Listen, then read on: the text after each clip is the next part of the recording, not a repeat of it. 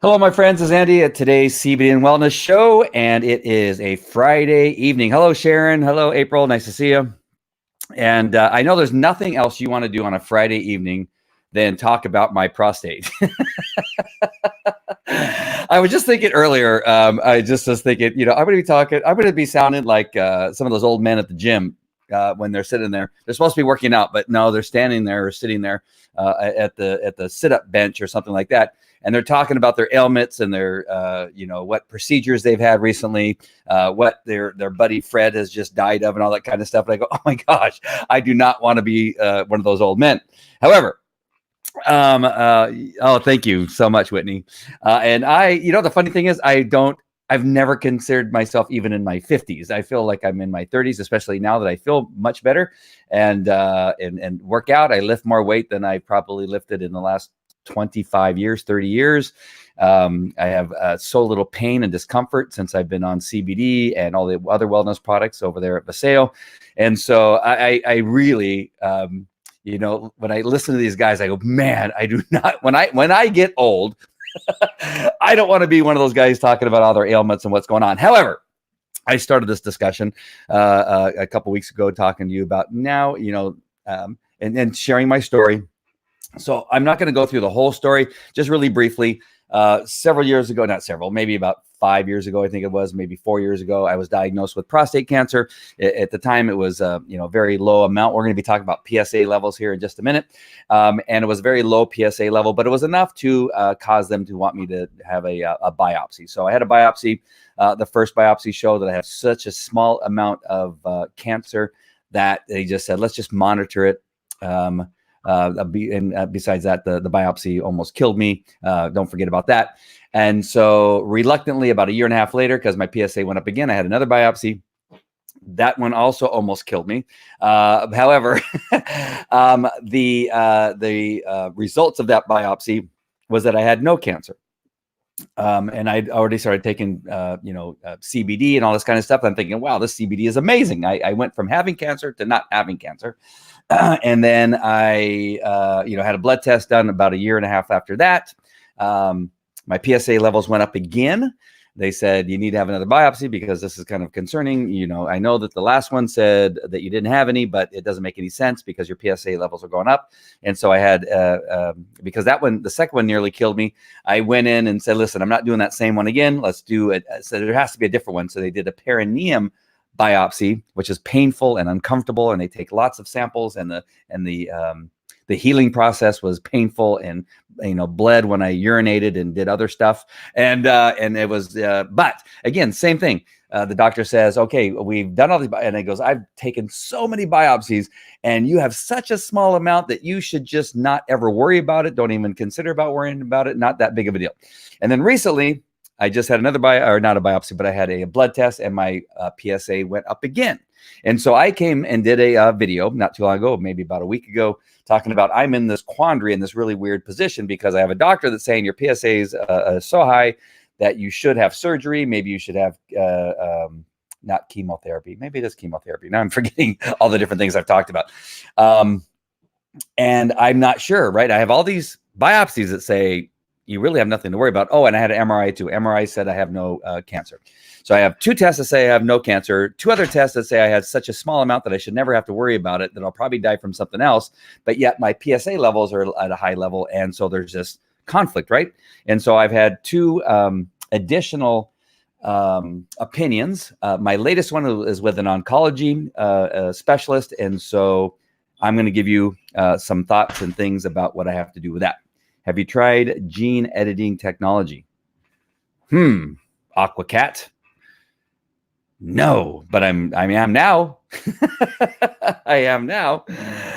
So no answers, but many questions. Yes. And so, but the oncologist was very good. And I'm going to share some of that information I got and give you my decision. At least what I'm going to do now in addition to finding out a little bit about the gene editing technology.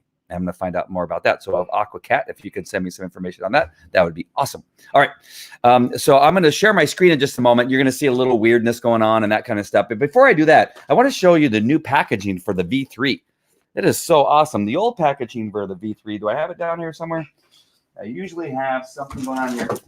Yeah, well, this is V Slim, but this was what the packaging looked like for V3 also. And now they have the V3 in this new packaging, a box, which is really cool. I haven't even opened it yet. And they have all the little packets inside there that you take. And I love the new packaging. I didn't even know they were doing that. I have been so busy. I haven't paid that much attention to what's going on. Next week, I'm on a 3-city tour. I'm speaking in 2 of the cities, and I'm sitting down and watching in 1. So I'll be in New York speaking next week on Tuesday, I'm flying out on Monday, speaking on Wednesday. Then I'm flying to Dallas, where I'm sitting at the Overcome Nation event, and that'll be 2 days. Overcome Nation in Dallas. Well, actually, it's Richardson, Texas, not Dallas. I'll be in Richardson, Texas, and so I'll be there doing that, and then flying from Dallas, Texas. Dallas Fort Worth, I'll be flying to Las Vegas and speaking in Las Vegas. So next week's a busy week. And so thank God for V3. Thank God for CBD. Thank God for the cream. Thank God for everything. And so I'll be doing a bunch of stuff next week. So let me go ahead and share. Weird. I thought I turned off my other screen, but it's showing that it's still here. Strangely enough, let me get rid of this. There we go. All right.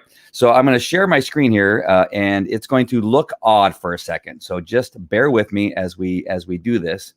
And you see that? That's why it looks odd. Hold on one second. And now you're going to see that. And now you're going to see this. And I'm going to go here. Sorry. All right. So here we are. So I'm going to give you a little preview here. And my decision is to wait. And I know some people, and I'm going to explain why I decided to wait, but I know some people, they hear they have cancer and they just want it out. They're going to have surgery. They're going to have whatever it takes to get it out. But I'm going to wait, and I'm going to share with you why.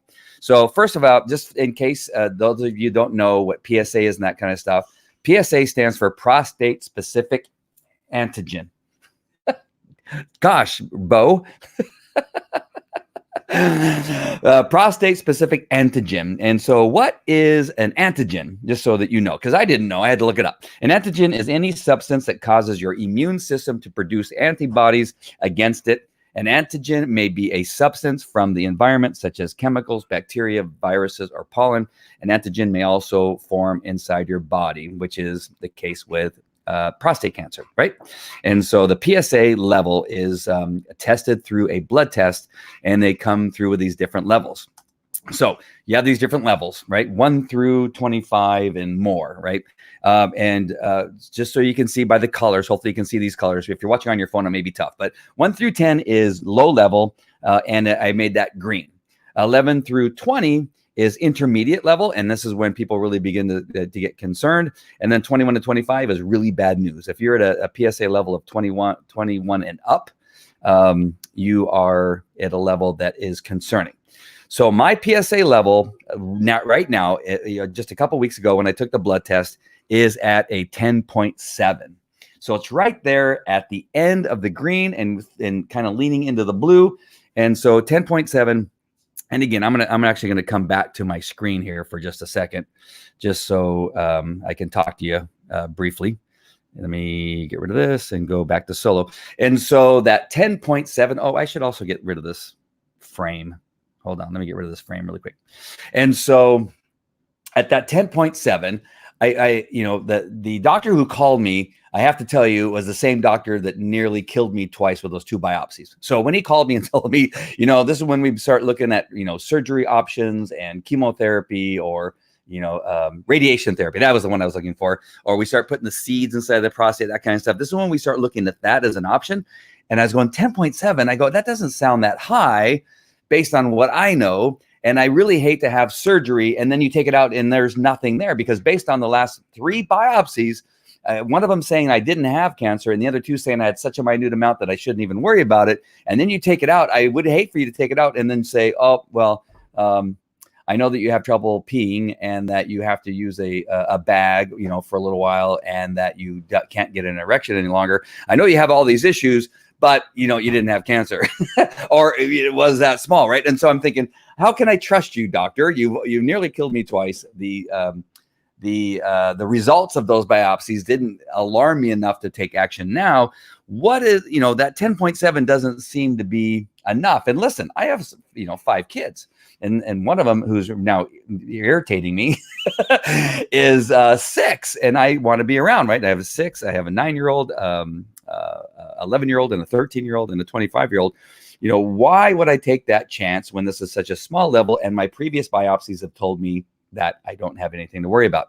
And so coming back to my screen really quick and sharing, and hold on, I got to do this again. This is where it gets kind of complicated. All right. So why at this 10.7 should I do anything? And so that's when I asked for more opinions. And the great thing that happened is, especially with this oncologist, I didn't get this with the other doctors, and he brought up something else, which I think is very important for me to base my decision on, and that is something called a Gleason score. A Gleason score is the grading system used to determine the aggressiveness of prostate cancer. The Gleason score ranges from 1 to 5 and describes 1 to 5. It's actually more than that. I don't know why I have 1 to 5 there. Gleason score ranges from 1 to 5. No, this is wrong. It actually is 1 to higher. What you'll see in a minute. And I should have looked at that before. I don't know why I just mistyped that, or I copied and pasted it wrong. It describes how much the cancer from a biopsy looks like healthy tissue. I'll fix this in my next explanation. Sorry for the confusion, but it is a score, and I'm going to show you how they get this score. I see what I'm doing here. Okay, so 1 to 5, but what they do is they add a couple of those scores together, which I'll share with you in 1 second. So you actually have a score of 1 to 5 and describes how much of the cancer from a biopsy looks like healthy tissue, lower score, or abnormal tissue, higher score. Most cancers score a grade of 3 or higher. All right, so let's say you have a petri dish, and as they're looking at your biopsy samples, they see a couple that are 3s, they see some that are at 4s, and they see some that are at 5s. What they do is take the lowest number and the highest number, and they add those together, and that's the score they get. So again, correct on that last little slide where it's 1 through 5, but what they do is they add them together, the lowest and the highest, and then it gives you that score of 8. In this case, this is an example. So if you had 3s and your highest one was a 5, you'd add those together, and your Gleason score is an 8, right? In this example, here's my sample.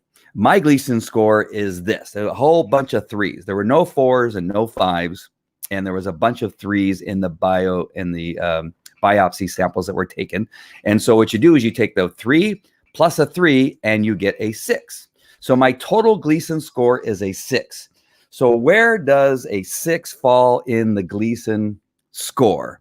And that is really low. So the Gleason score ranges from 6. If you have cancer, it starts at 6, and then that is like very little, really not that much to worry about. And then you have 7, again, intermediate, and the 8, 9, 10 is you really should worry, and you should go in right away and have something done.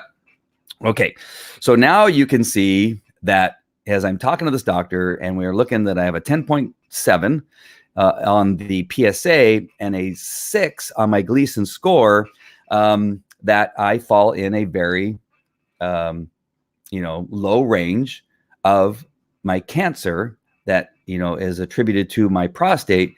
And he, again, goes through all the different options I have as far as surgery, and then the side effects and all the things that can go wrong, and to all the things that you can be stuck with for a while, and that there's, medication for ED.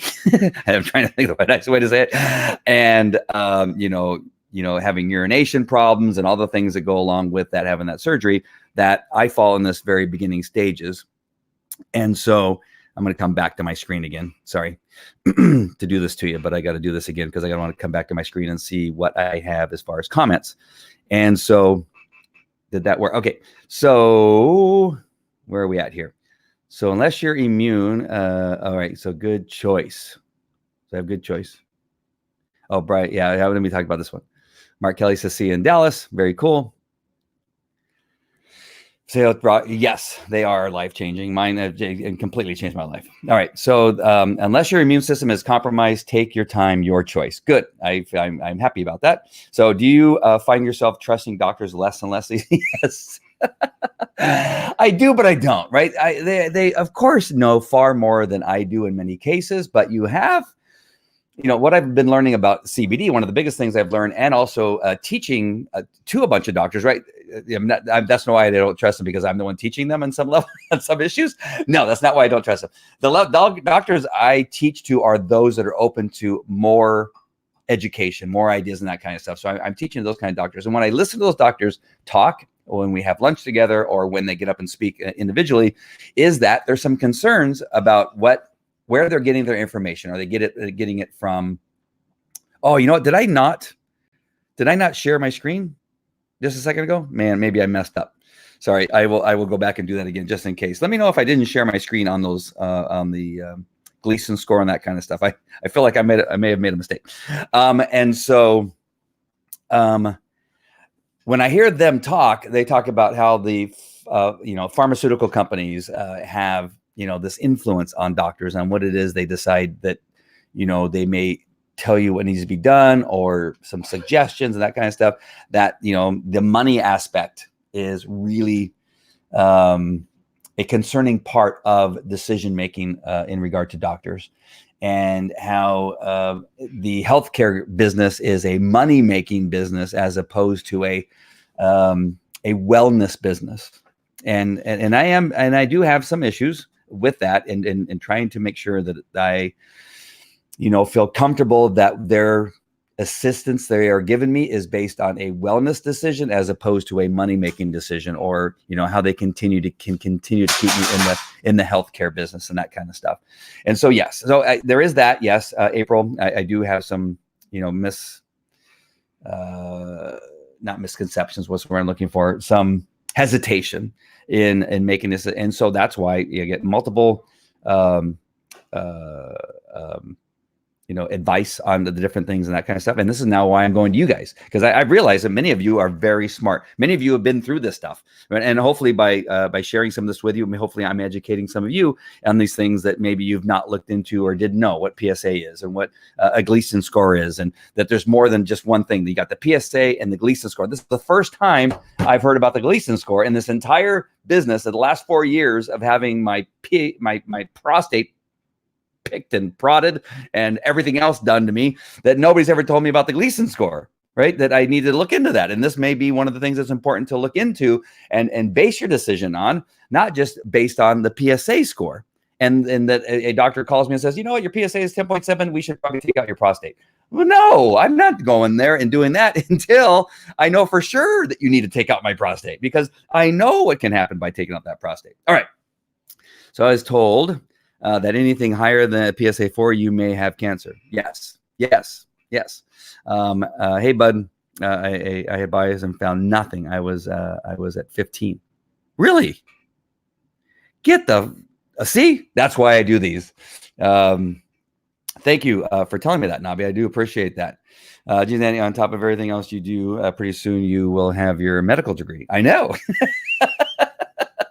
I've been thinking the same thing.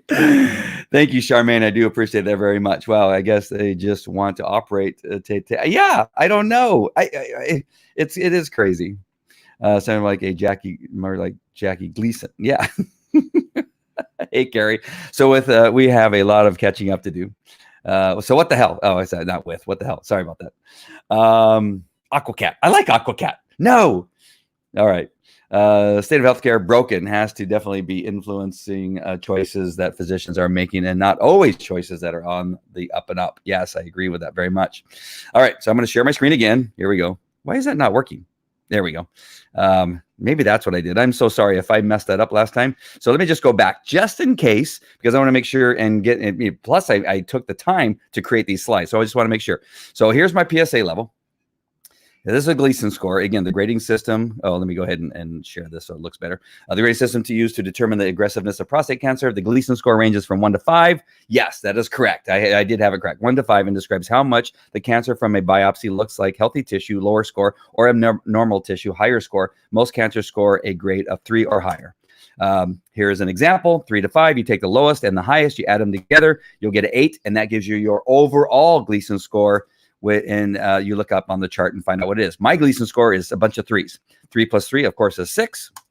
And then my falls into this, my last test, my last biopsies, I fall into the 6 range, which is a very low range, and not to worry. So here is my decision. My decision is to wait and have my next biopsy. So I'm not going to do anything, and I'm going to wait until my PSA goes up again to have my next biopsy. So when is that decision to make have my next biopsy? And a perineum biopsy, or maybe there'll be something else, because they said it could be a couple years before I have to have my next biopsy. Perhaps there'll be something else in place that I can do instead, because that perineum was extremely painful, but the other one nearly killed me twice. So I'm not going to do that.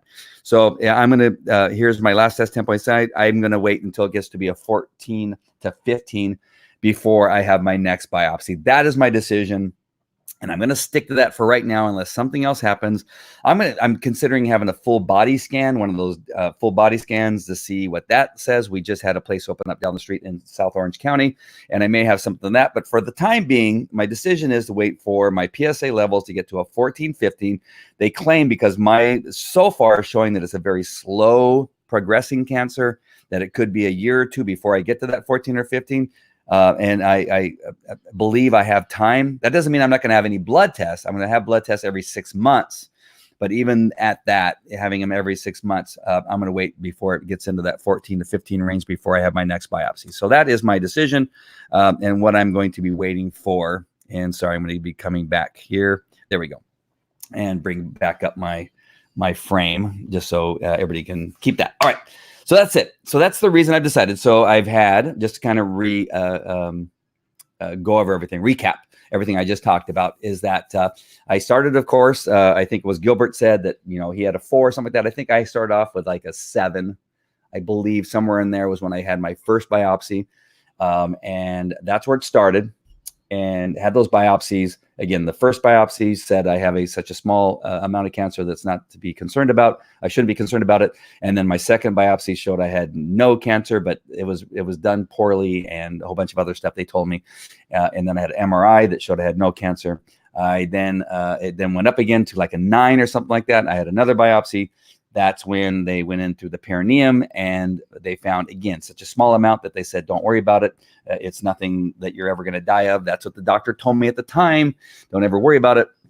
And then my PSA went up again to a 10.7, and they told me I need to have surgery and have radiation treatment and all this kind of stuff. And I said, hold on one second. I'm going to get 2 other opinions. I've done that. My last oncologist gave me all this information I just gave you, and now I'm going to wait and see if and do nothing. I'm not going to have surgery. I'm not going to do radiation. I'm not going to do anything else.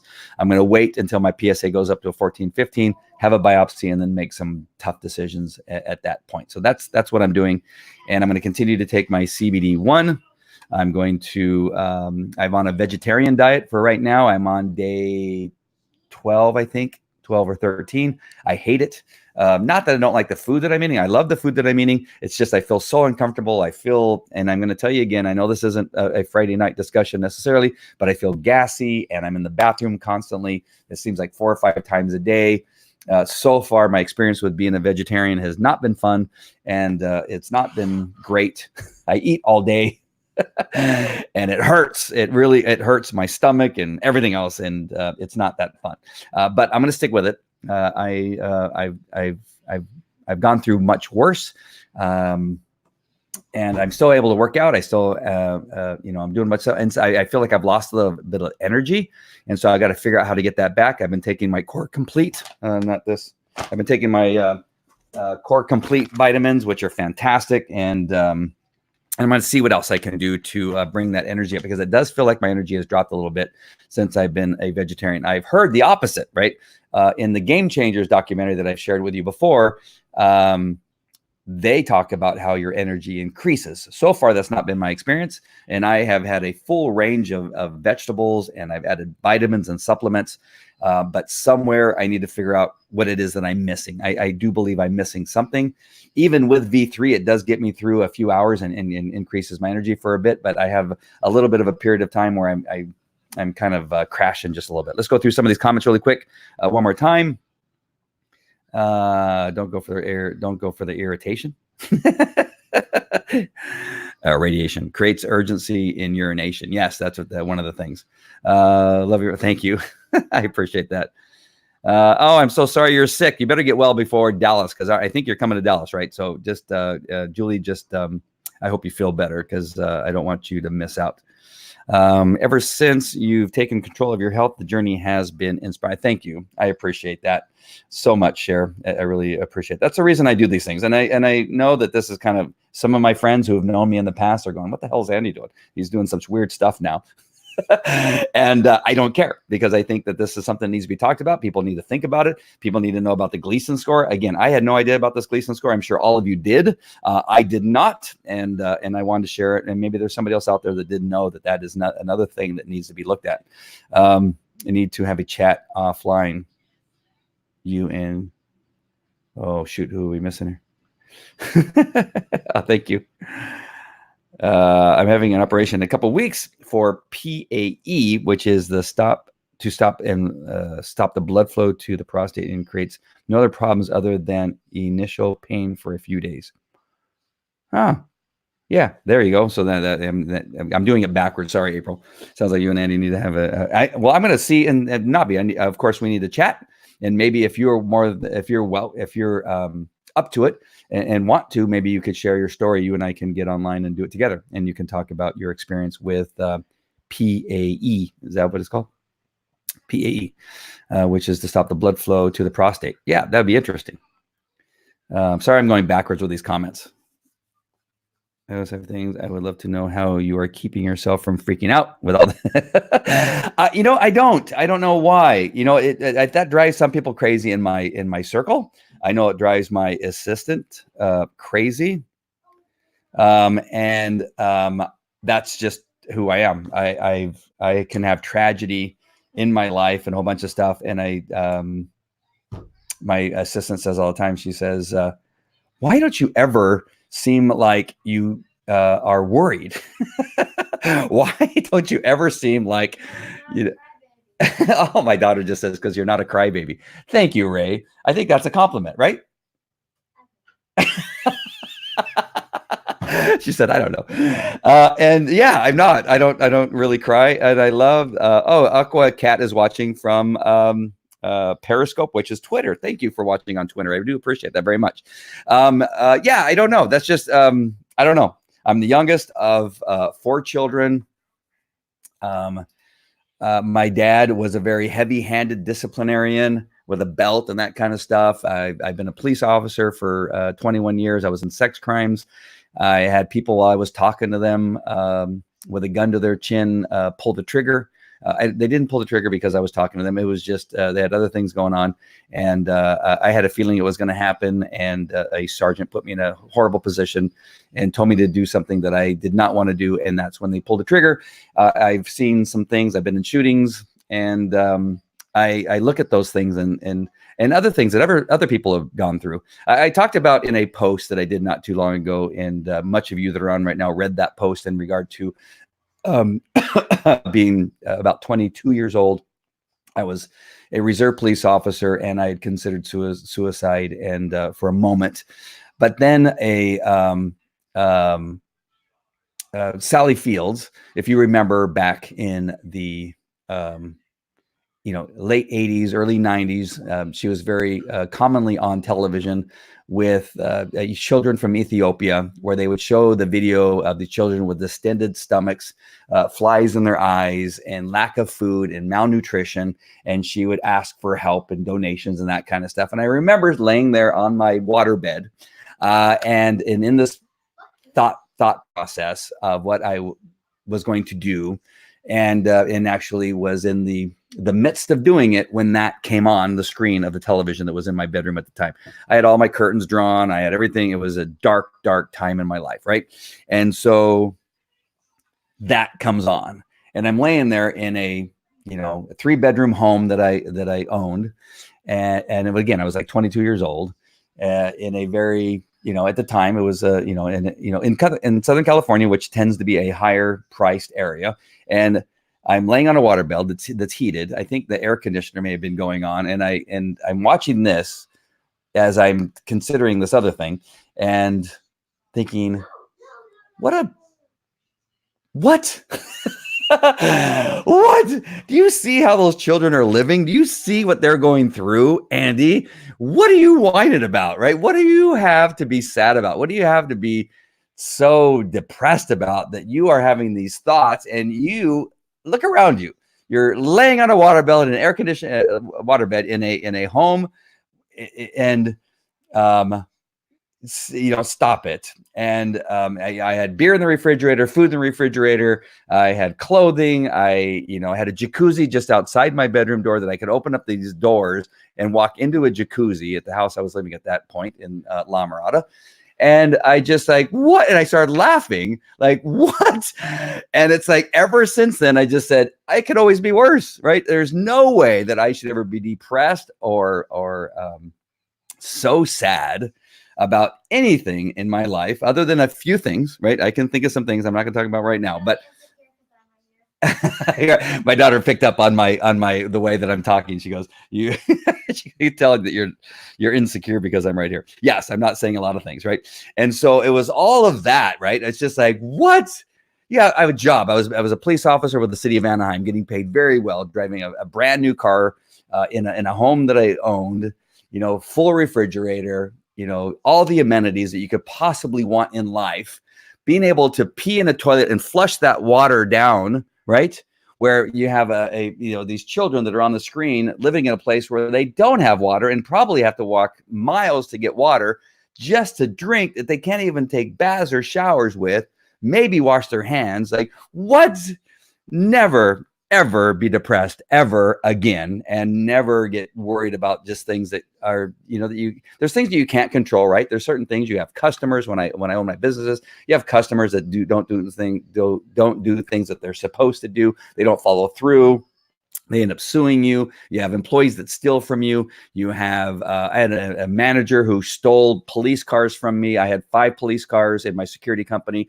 I had, 32 radios. I had 15 bicycles. We had a security team we were doing security for Comic-Con and the Stagecoach. I was the owner. It was all my responsibility. I was the CEO, and he ended up stealing all of it and hiding it from me, right? And even then I go, what an idiot. And I filed a police report. I threatened to have him arrested. And even worse, I threatened to have the people that helped him do it.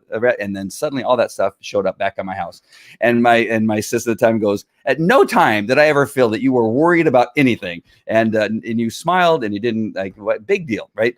And it cost us, about $150,000 at the time. And still, what are you going to do? Those are things that you can't control. All you can do is make some decisions to get them back and figure out how you're going to get yourself out of the situation. But it's nothing to be so depressed that you consider taking your life, making other people's lives miserable that you love and that kind of stuff. And so to answer your question, April, that's just not how I am. And I've not been that way in a very long time, and since I was 22 years old. And Sally Fields, of all people, knocked me to my senses with a commercial that has done that. So I'm so sorry that this turned down this other direction.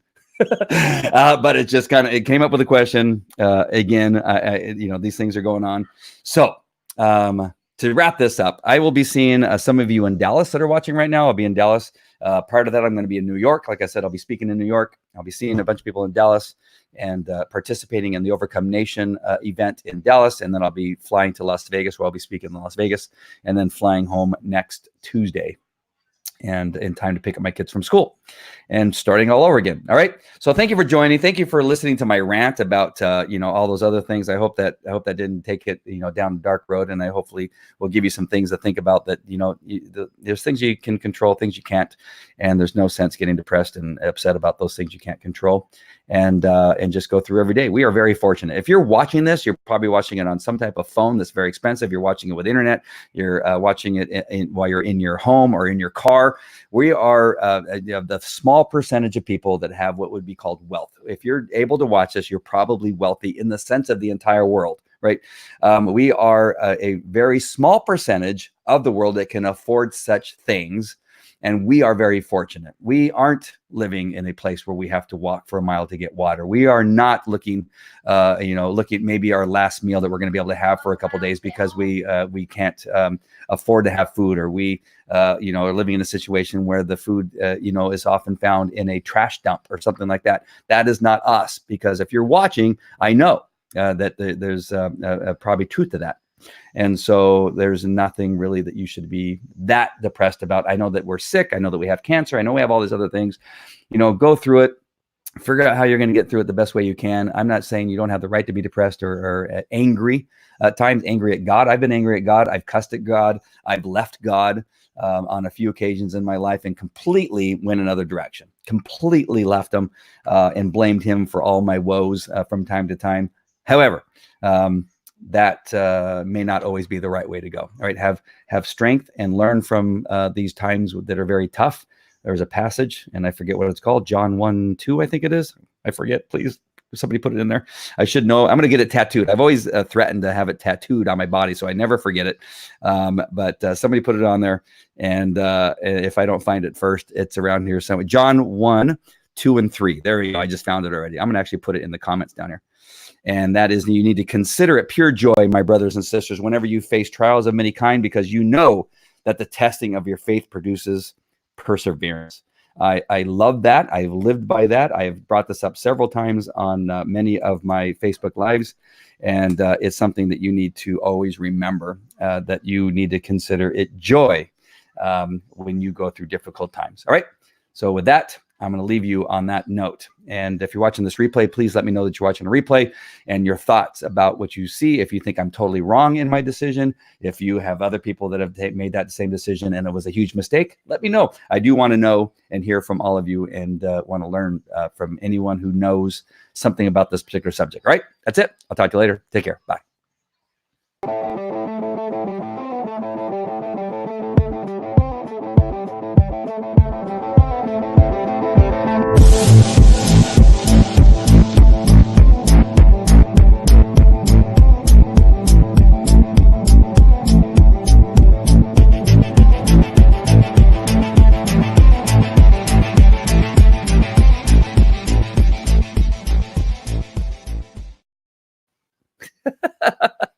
See you guys. Bye.